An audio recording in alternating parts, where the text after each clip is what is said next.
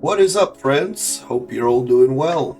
Today I wanted to dive into the world of classic Warcraft and discuss some of the notorious issues that's been plaguing the game since its release back in 2004.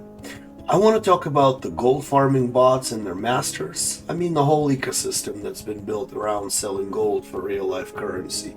Also, about the all too hurt PvP ranking system that's been lacking again since 2004, as well as, the usual complaints about the subpar crafting system and the empty feeling of outleveled zones. Now, since these issues continuously stayed in the game since pretty much its birth in 2004, throughout all of the patches, phases, expansions, and developers can't really seem to solve them, what about considering some of the more radical approaches? Those approaches I want to talk about today. Something that perhaps cannot be applied to Classic WoW, then it, maybe can be implemented in Classic Plus if such will ever come out. I want to know what you think. Please leave your feedback in the comments and or if you have an idea of your own. Let's start with the gold farming and the overall state of WoW economy. Probably the biggest elephant in Azeroth. I have been playing World of Warcraft since 2004. Well, it was a very long break in between then and now. I remember the day the game came out, and oh man, it was so much fun figuring out the first steps, playing the game for the first time. I remember how the adventure started out for me. Back in 2004, I was a very young adult, working at Walmart as a loss prevention officer. Now, the night before the release, we had people set up tents, sleeping in their cars in the parking lot, camping in front of the store, out of hope of being the lucky ones to get the game first thing in the morning when it comes out. Now, being a loss prevention and having access to electronics lockup, I snuck in there before the end of my shift the night before the release and misplaced a copy to a bin with DVD players. Now, next morning I woke up, went to work, worked my full shift, went back to the electronics lockup, took my very own copy of World of Warcraft out of the DVD bin, took it to the register and paid $49.99 for it. Oh man, the nostalgia. Anyway, enough of that. So one of my earliest memories of the World of Warcraft were the gold farmers, whom I kept killing in Ashara satyr camps, which they were farming day and night. Now, these were not bots. I don't think there were bots back in 2004. These characters each had a fella behind them, playing the characters in shift, probably 3 shifts. The farm never ended. The same character would farm the same mob, day, night, morning, every hour of the day. Now, those are now very innocent compared to what's going on with all the bots and gold farmers now. Currently, a single gold farming bot generates about approximately 1,000 gold per day, probably a little bit more. Now, there are farming bots, resource gathering bots, boosting bots, action house bots that sell everything that is mailed to them from other bots.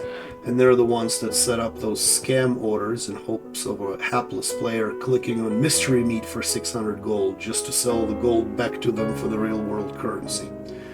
Too much gold is being generated and too much gold being introduced to the economy.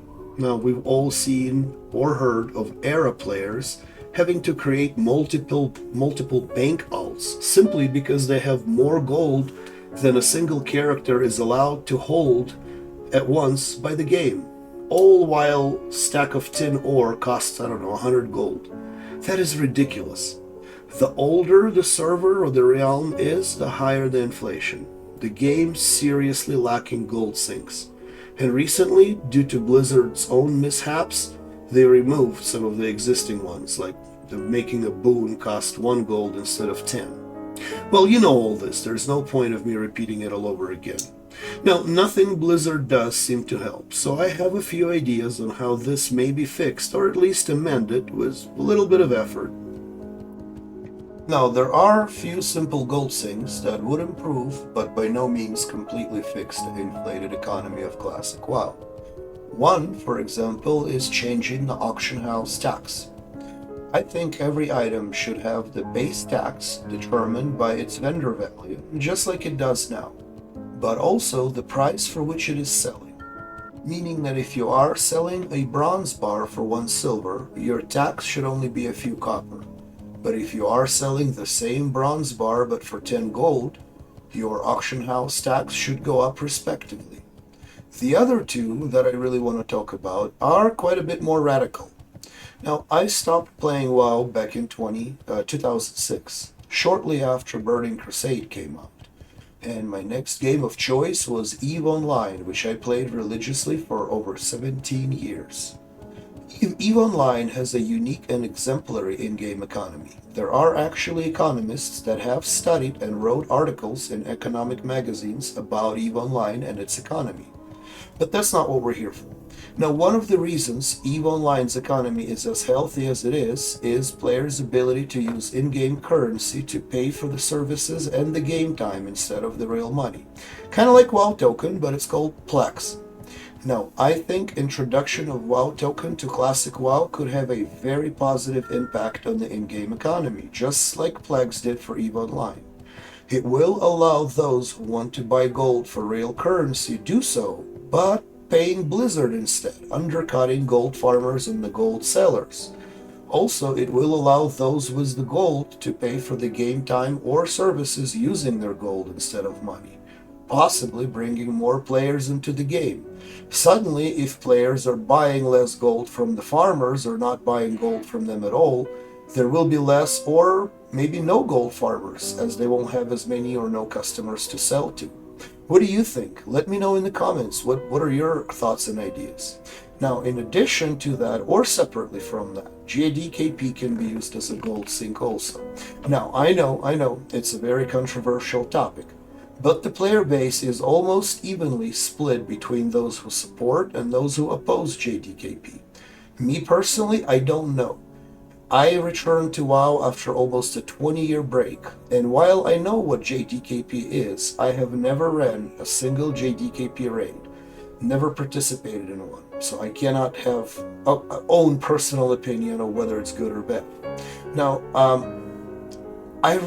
perhaps there could be something like an official implementation, maybe a tool, just like a looking for group tool built in-game, similar but different, that would allow JDKP, and it would charge a steep 20 to 25% fee for whatever transactions take place, removing a healthy amount of gold out of the economy.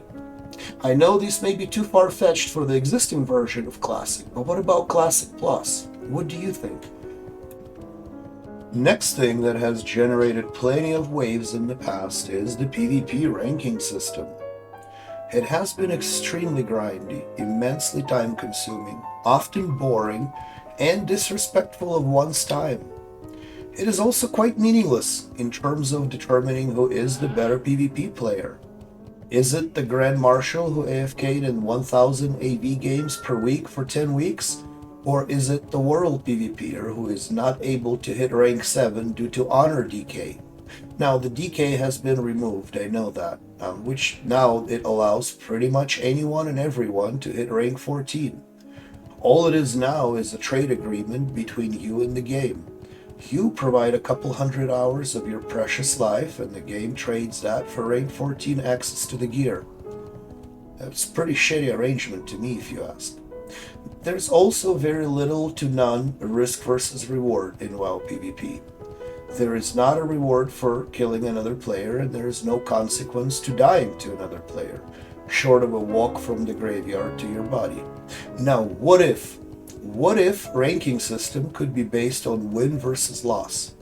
So those who just want a quest and don't care about rank would still only need to run to their body. But those who actually want to rank and want to have rank something to be able to brag about will need to win significantly more than they lose. So have honorable kills add honor, but death to another player have a remove a portion of that honor. Now, the exact formula can be calibrated and adjusted as needed, but that would certainly add a meaning to a PvP and add risk versus reward to the ranking system. Again, what are your thoughts? The last two known gripes I want to discuss together, as the solution to them is connected. It's the dull crafting system and the emptiness of the lower level zones. I think there is one simple solution to both, and it was already partially implemented in the Season of Discovery. Now, would it be such a zealot idea to add a small RNG to the crafting outcome?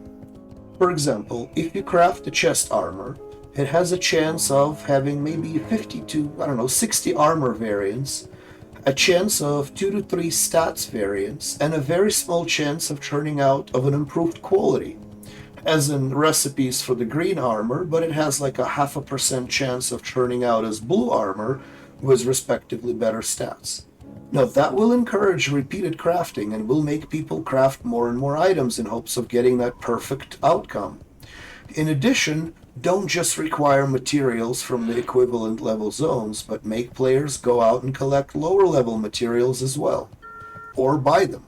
Make level 50 armor require not just the rugged leather, but also a few light hides or maybe a few copper bars.